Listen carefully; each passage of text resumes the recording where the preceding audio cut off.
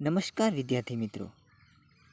कक्षा 8 विषय हिंदी के अंतर्गत मत बांटो इंसान को कविता के बारे में आज हम समझूती प्राप्त करेंगे। इस कविता के कवि हैं विनय महाजन।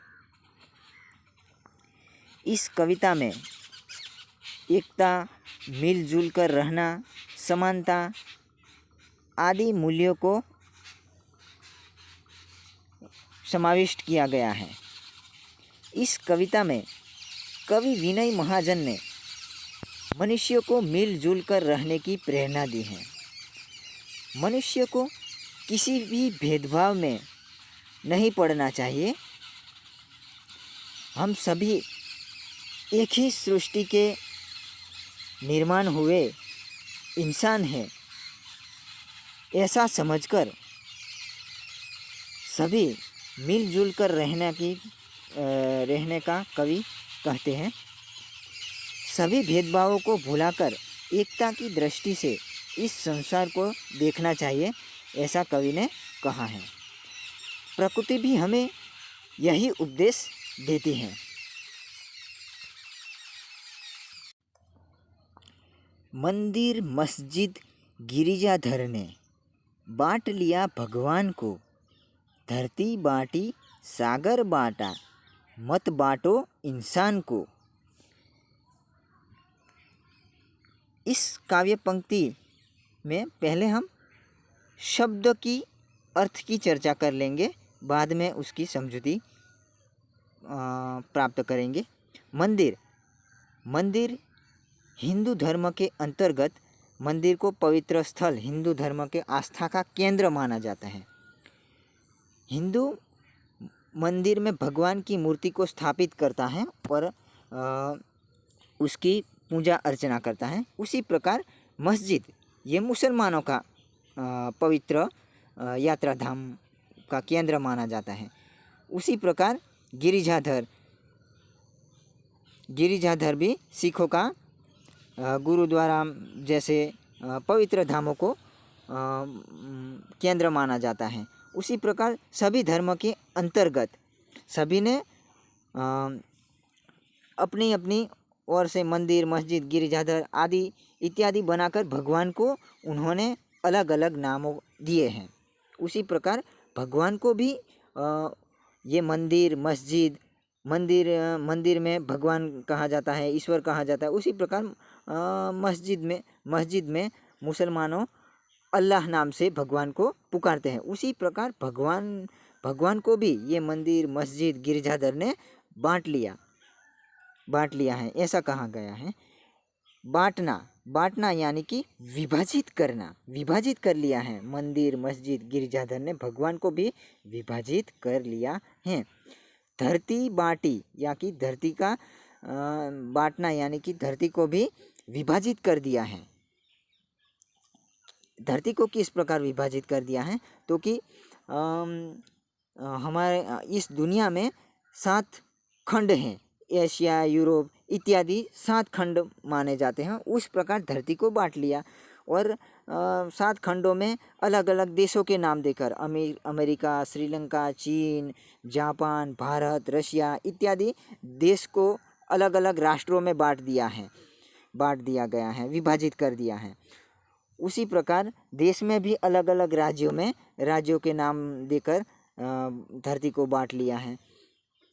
तो उसी प्रकार सागर यानी कि दरिया को भी लोगों ने, इंसान ने नामकरण देकर अलग अलग नामों से बांट लिया है। दरिया को भी अटलांटिक महासागर, पैसिफिक महासागर, हिंद महासागर, अरब सागर इत्यादि नामों से सागर यानी कि दरिया को भी बांट लिया है। लेकिन मत बांटो इंसान को, मत यानी कि नहीं, बांटो यानी कि विभाजित, इंसान यानी कि मनुष्य को मत बांटो, नहीं बांटो, मनुष्य को न बांटो, ऐसा इस काव्य पंक्ति के माध्यम से कवि कहना चाहते हैं। अभी तो राह अभी राह तो शुरू हुई है, मंजिल बैठी दूर है, उजियाला महलों में बंदी, हर दीपक मजबूर हैं। राह, राह शब्द का अर्थ होता है रास्ता, मार्ग। मंजिल, मंजिल यानी कि गंतव्य स्थान, हम जहाँ पर जाना चाहते हैं वो लक्ष्य, लक्ष्य को मंजिल कहते हैं। उजियाला यानी कि प्रकाश, रोशनी। महल, राजाओं के रहने का स्थान, बड़ी बड़ी इमारतें। हर यानी कि प्रत्येक। दीपक, दीपक शब्द का अर्थ होता है दिया, हम जब दिया जलाते हैं ना उस दिए को। मजबूर यानी कि विवश, असहाय। तो इस काव्य पंक्ति के माध्यम से कवि ये कहना चाहते हैं कि हमें हमारा जो जिस लक्ष्य पर हमें जाना है वहाँ जाने के लिए हमारा रास्ता तो अभी शुरुआत हुई है, रास्ते वहाँ चलने की अभी तो हमारी शुरुआत हुई है। हम जिस उन्नति करना चाहते हैं तो उन्नति करने के लिए हम अभी रास्ते की शुरुआत हुई है और मंजिल काफ़ी दूर हैं। इतने में उजियाला यानी कि उन्नति रूपी रोशनी, महलों में बड़े बड़े लोगों ने महलों बनाकर उस रोशनी को, दिया को, प्रकाश को भी कैद कर दिया है। यानी कि बड़े बड़े लोगों के घरों में, बड़े बड़े लोगों के महलों में रोशनी में रहते हैं, यानी कि बिजली की रोशनी में रहते हो। तो काफ़ी बहुत सारे ऐसे हमारे देश में लोग हैं जिन रोशनी अभी भी उनके घर में नहीं है, वो अंधेरे में रह रहे हैं। इसीलिए हर दीपक यानी कि प्रत्येक दीपक मजबूर हैं उन छोटे इंसानों को, गरीब इंसानों को रोशनी देने में मजबूर हैं, यानी कि विवश हैं, असहाय हैं। वो दीपक भी कुछ भी कर नहीं पाता, ऐसा कवि इस पंक्ति के माध्यम से कहता है। मिला न सूरज का संदेशा हर घाटी मैदान को, धरती बाटी सागर बाटा, मत बाटो इंसान को। सूरज, सूरज यानी कि सूर्य। संदेशा, संदेशा का अर्थ होता है हम जो मैसेज करते हैं, मैसेज किसी को कुछ कहना चाहते हैं वो संदेशा है। हर यानी कि प्रत्येक, दरेक। घाटी, दो पहाड़ों के बीच का गहरा स्थान, उसे घाटी कहते हैं। मैदान, मैदान यानी कि समथल प्रदेश, नदी किनारे का आसपास का जो समथल प्रदेश होता है उसे मैदान कहते हैं। वहाँ खुला होता है उसे मैदान कहते हैं। तो ये जो सूरज है, ये सूरज, ये छोटा है, ये बड़ा है, ये ऊंचा है, ये नीचा है, ऐसा सोचकर उन्होंने कभी किसी को प्रकाश नहीं दिया हो और किसी को प्रकाश दिया हो, ऐसा नहीं होता। सूरज हमेशा सभी को समान दृष्टि से अपना प्रकाश देता है। तो यहाँ पर हर घाटी मैदान को संदेशा नहीं मिला।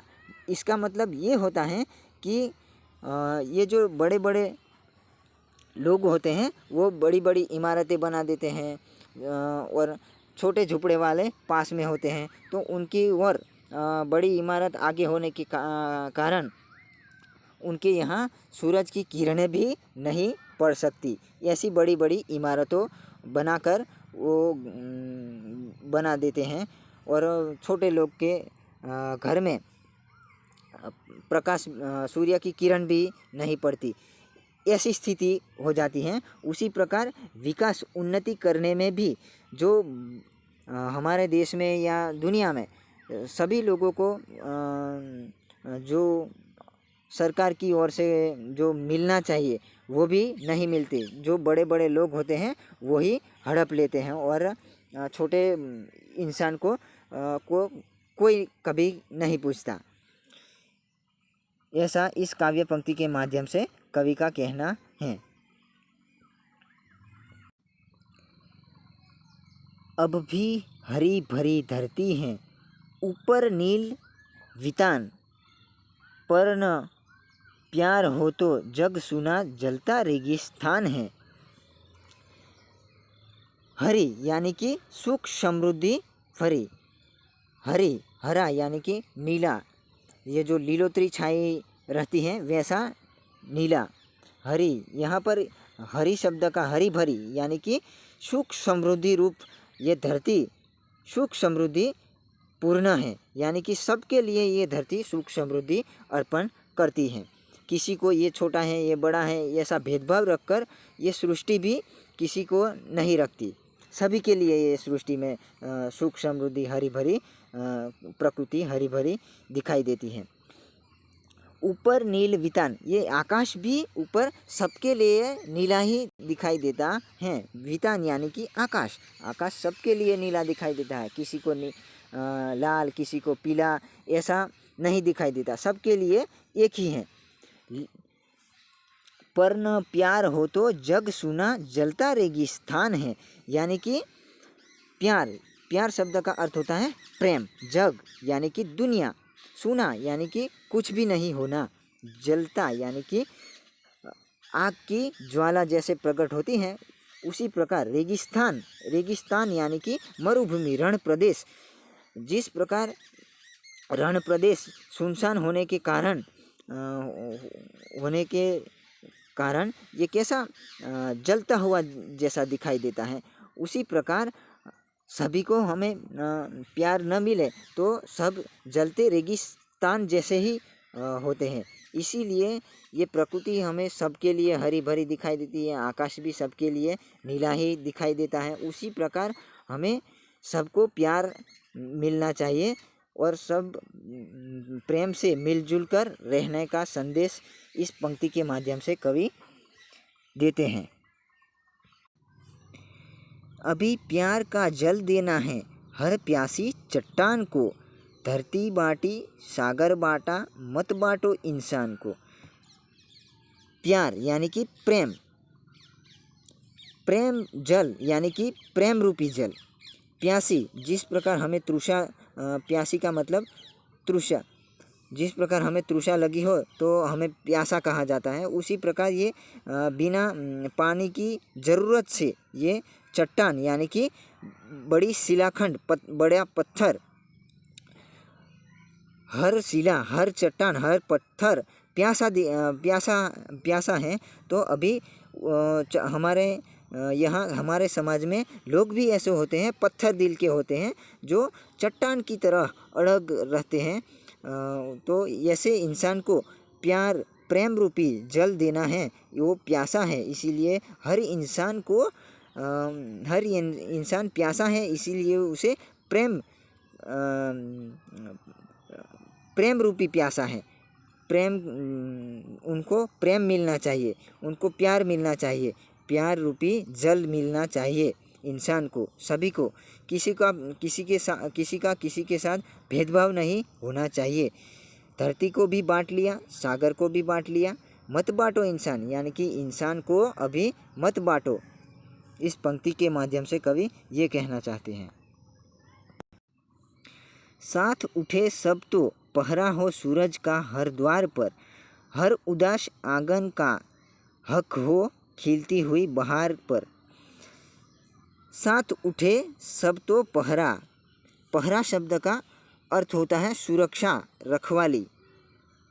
सूरज यानी कि सूर्य, हर यानी कि प्रत्येक, द्वार यानी कि दरवाजा पर। जब हम सुबह उठते हैं, सब लोग उठते हैं, हम उठते हैं और सब लोग उठते हैं, तो सुबह में सूर्य का जो किरण है, सूर्य का जो प्रकाश है, जो पहरा रखवाली करता हुआ या सुरक्षा, जैसे सैनिक हमारे द्वार पर सुरक्षा करते हैं, उसी प्रकार ये सूरज का किरण सभी के, झोपड़ी वाले के घर में, गरीब इंसान झोपड़ी में रहते हैं तो उसके घर के द्वार पर भी सूर्य का किरण पड़ता है। राजा होता है तो राजा के घर भी सूर्य का किरण पड़ता है। उसी प्रकार हमारे देश में या दुनिया में बहुत बड़े बड़े धनिक लोग हैं, उनके घरों में भी सूर्य की किरण पड़ती है। वो बड़ा है छोटा है, ये हिंदू है ये मुसलमान है, ये ईसाई हैं, ये पारसी हैं, ऐसी जाति का भेद या छोटे बड़े का भेद रखकर ये सूर्य कभी किसी को किरण नहीं देता, ऐसा नहीं होता। सबको उन्होंने अपनी रोशनी देता है। उसी प्रकार हर उदास आंगन का हक हो खिलती हुई बहार, यानी कि उदास, उदास शब्द का अर्थ होता है निराश। आंगन यानी कि हमारे घर के आगे का जो खुला भाग होता है, चौगान होता है, उसे उस चौक को आंगन कहते हैं। खिलती हुई बहार, बहार यानी कि सुखद वातावरण, शोभा। इस बहार शब्द का अर्थ होता है शोभा, सुखद वातावरण, ऐसा अर्थ होता है। तो हर उदास इंसान के आंगन पर भी, उदास आंगन यानी कि आंगन ये इंसान का प्रतीक है, यानी कि हर उदास इंसान को सुख मिलना चाहिए, शोभा मिलनी चाहिए। जैसे बगीचे में फूल खिलते हैं, उसी प्रकार उनको भी सुख समृद्धि मिलना चाहिए, ऐसा हर एक इंसान का हक है। इस पंक्ति के माध्यम से कवि ने ये कहा है, रोद न पाएगा फिर कोई मौसम की मुस्कान को, धरती बाटी सागर बाटा मत बाटो इंसान को।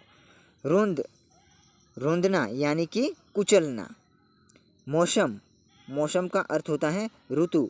जिस प्रकार अभी शीत ऋतु चल रही है और बारिश की ऋतु आती है, गर्मी की ऋतु आती है, उस अर्थ में मौसम शब्द का वो अर्थ होता है। मुस्कान यानी कि हमारे चेहरे पर जो स्मित दिखाई देता है, हंसता हुआ चेहरा दिखाई देता है, ऐसा चेहरे को मुस्कान कहते हैं, मुस्कान कहते हैं। तो इस पंक्ति के माध्यम से कवि ये कहना चाहते हैं, हम जब सब मिलजुल कर रहेंगे, सब सारे भेदभाव को भूल जाएंगे और हम एक ही सृष्टि से निर्मित हुए, एक ही सृष्टि में रहने वाले सभी संतान हम एक जैसे ही हैं, ऐसा सोचकर हम जिएंगे मिलजुल कर, एकतामय जीवन जिएंगे। तो किसी भी मौसम में हमारे जो चेहरे पर हम जो एक जैसे बनकर रहेंगे, मिलजुल कर रहेंगे, तो हमारे चेहरे पर जो खुशी है, उस खुशी को किसी भी मौसम उसे कुचल नहीं पाएगी। किसी भी ऋतु में वो स्माइल हमारी वैसी ही रहेगी, किसी भी हर हालत में, कोई भी परिस्थिति में हम हंसते ही रहेंगे, ऐसा कवि इस पंक्ति के माध्यम से कहते हैं। और धरती बाटी सागर बाटा मत बाटो इंसान को, धरती को भी बांट लिया है, धरती को भी विभाजित कर लिया है, सागर को भी विभाजित कर लिया है, लेकिन अब इंसान को मत बांटो, इंसान को मिलजुल कर रहने दो, एकतामय रहने दो, ऐसा संदेश इस पंक्ति के माध्यम से कवि विनय महाजन ने कहा है। तो विद्यार्थी मित्रों, आज हम मत बांटो इंसान को इस काव्य के बारे में समझूती प्राप्त की। अब नेक्स्ट वीडियो में हम दूसरी इकाई के बारे में चर्चा करेंगे। अस्तु।